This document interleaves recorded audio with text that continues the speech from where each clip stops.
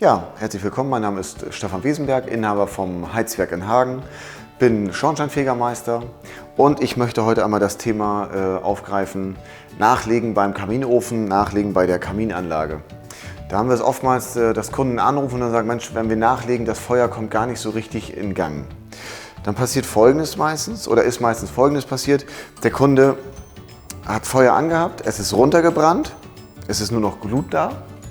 Und dann wird dann ein Stück Holz genommen, das dann in die Glut gelegt wird.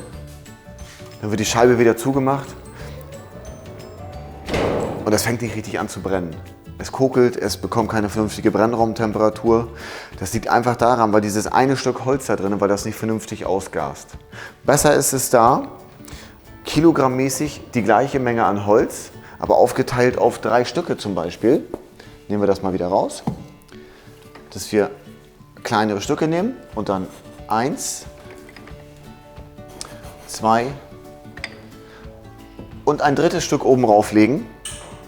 Und dann klappt die Vergasung viel, viel besser und auch die Verbrennung ist viel, viel sauberer.